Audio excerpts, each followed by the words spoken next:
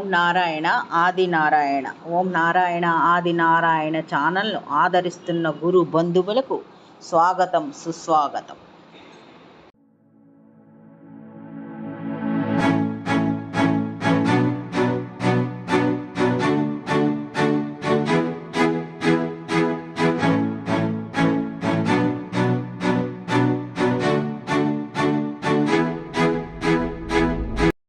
ఓం నారాయణ ఆది నారాయణ. ఓం శ్రీ భగవాన్ వెంకయ్య స్వామి నమః.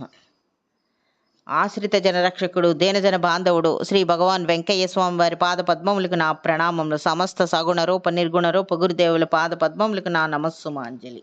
ఈనాటి సర్వసమర్థ లీలల శీర్షికలో శ్రీ భగవాన్ వెంకయ్య స్వామి వారి సన్నిధిలో జరిగిన కొన్ని లీలలు స్మరించుకుందాం.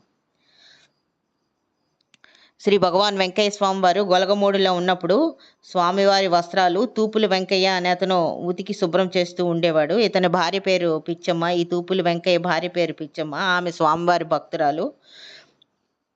ప్రతిరోజు స్వామివారికి తమ ఇంటి నుంచి పాలు తీసుకొచ్చి సమర్పించుకుంటూ ఉండేది. స్వామివారికి తన కష్టం చెప్పుకోవాలని అనుకుంటూ ఉండేది, కానీ చెప్పుకుంది. భర్త అంటే ఆమెకున్న కష్టం ఏమిటంటే, భర్త ఎంత సంపాదించినా కూడా అతను కోడి పందాలులో పెట్టేవాడు. తాగుడు మొదలగు దురలవాట్లన్నీ అతనికి ఉండేవన్నమాట. ఆ అలవాట్ల గురించి స్వామివారికి నివేదించుకుంది, ప్రార్థన చేసుకుంది. ఆమె మనసులోనే ప్రార్థన చేసుకుంది, నివేదించుకుంది, కానీ బయటకేమీ చెప్పుకోలేదు. స్వామివారు కూడా ఆ ప్రార్థన, మన మనసులో చేసుకున్న ప్రార్థన కూడా వింటారు కదా స్వామివారు. సమయం వచ్చినప్పుడు మాత్రం ఆ ఫలితం కనిపిస్తుంది. అలాగే ఒకరోజు ఆమెకి, పిచ్చమ్మకు ఒకరోజు ఇబ్బంది వచ్చి రాలేదు స్వామివారికి పాలు తీసుకొని వెళ్ళడానికి. ఆ భర్త ద్వారా, వెంకయ్య ద్వారా పాలు పంపించింది. స్వామివారు అతని దగ్గర నుంచి పాలు తీసుకొని తాగుతూ ఇలా అన్నారు, కుక్కురోకో అని అతన్ని పరిహాసం చేస్తూ అతని వైపు చూస్తూ అన్నారు. దాంతో అక్కడ ఉన్న వాళ్ళంతా అన్నారంటే, అతనికి కోడి పందాల వ్యసనం ఉందని చెప్పడానికి అన్నారు అని అనుకొని అతను కూడా బయటకు నవ్వాడు, కానీ మనసులో చిన్నపుచ్చుకున్నాడు. స్వామివారు అతని వైపు తీక్షణంగా చూస్తూ ఉన్నారు, కానీ ఆ చూపు అతని మనసులో నాటుకుపోయింది. ఇంకా అక్కడ నుంచి కోడిని చూస్తే స్వామివారు గమనిస్తున్నారేమో అని అనిపించేది. తాగుడుకు వెళదామన్నా స్వామివారు చూస్తున్నారన్నట్టుగా అతనికి అనిపించేది. ఆ భావంతో అతను క్రమక్రమంగా దురలవాట్లన్నిటికీ దూరం అయ్యాడు, మంచిగా మారాడు. అంటే ఈ మా భక్తురాలు ఈ పిచ్చమ్మ చేసుకున్న ప్రార్థన స్వామివారికి చేరింది. అవకాశం వచ్చినప్పుడు స్వామివారు ఆమె భర్తని సంస్కరించారు ఈ విధంగా. ఇంకొక లీల ఇది. రాజుపాలెము, అక్కడ హరిజన వాళ్ళ నివసం మేదరోళ్ళ గంగయ్య అన్న అతనికి అనారోగ్యం వచ్చింది. అనారోగ్యం ఏమిటంటే అతనికి తిండి తినటం లేదు, పిచ్చి పిచ్చిగా ప్రవర్తిస్తున్నాడు. అక్కడ పల్లెటూరులో వైద్యాలు చేయిస్తారు కదా, వాళ్ళంతా అతనికి దయ్యం పట్టింది, అవన్నీ ఆ లక్షణాలే, బ్రతికే అవకాశం లేదు అని అందరూ అన్నారు. ఆహారం తీసుకోకపోవడం వల్ల బాగా నీరసించిపోయాడు. చూస్తే అతను మరణానికి దగ్గర పడ్డ వ్యక్తిలా కనిపిస్తున్నాడు చూసే వాళ్ళకి.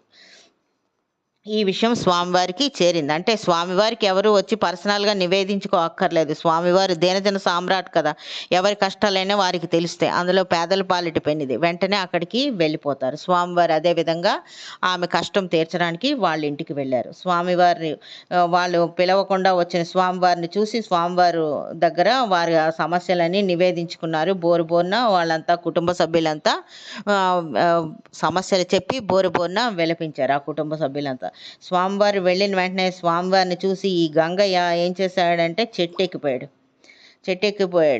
అప్పుడు స్వామివారు కొంచెం అలా కళ్ళు మూసుకొని కొద్దిసేపు తర్వాత తెరిచి ఇలా అన్నారు, అమ్మ నేను వెళ్ళిన తర్వాత అతను వచ్చి పడుకుంటాడు. తెల్లవారుజామున 4 గంటలకు లేచి ఆకలి అవుతుంది, అన్నం పెట్టమని అడుగుతాడు. మీరు ఏది ఉంటే అది పెట్టండి, అంతటితో అతనికి పట్టిన పీడ పోతుంది, బాగుంటాడు అని చెప్పి స్వామివారు వెళ్ళిపోయారు. స్వామివారు వెళ్ళిపోయిన తర్వాత స్వామివారు చెప్పిన ప్రకారమే అతను వచ్చి ఇంట్లోకి వచ్చి పడుకున్నాడు. స్పృహలో లేడనమాట. స్వామివారి మాట ప్రకారం వీళ్ళేమో సజ్జల విదంచి సంకటి చేసి సిద్ధంగా ఉంచుకున్నారు. 4 గంటలకి లేస్తాడు కదా అని. ఖచ్చితంగా అదే సమయానికి 4 గంటలకి స్వామివారు చెప్పిన సమయానికి అతను లేచి ఆకలి అవుతుంది, ఏమైనా పెట్టమని కుటుంబ సభ్యులను అడిగాడు. దాంతో వాళ్ళు సిద్ధంగా ఉంచుకున్న సంఘటన పెట్టారు. అప్పటి నుంచి అతని వ్యాధి తగ్గిపోయింది, ఆరోగ్యంగా అయిపోయాడు అనమాట. చనిపోతాడు అనుకున్న గంగయ్యకి స్వామివారు పునర్జన్మ ఇచ్చారు. ఇంకొక లీల. ఈ భక్తుని పేరు మునగా శ్రీరాములు శెట్టి. ఇతను శ్రీ భగవాన్ వెంకయ్య స్వామి వారి భక్తులు. వీరు పెనపర్తిలో ఉంటారు. స్వామివారి పరిచయం అయిన దగ్గర నుంచి స్వామివారిని ఎంతో భక్తి శ్రద్ధలతో సేవించుకుంటూ ఉండేవారు. స్వామివారు కూడా వీరి ఇంటికి వెళ్ళి అగ్నిగుండం వేస్తూ ఉండేవారు. వీరి ఆతిథ్యం స్వీకరిస్తూ ఉండేవారు. ఇతని భార్య కమలమ్మ కూడా స్వామివారికి, స్వామివారితో వచ్చిన సేవకులకు, భక్తులకు ప్రేమగా వండిపెట్టి భోజనాలు సిద్ధం చేస్తూ ఉండేది.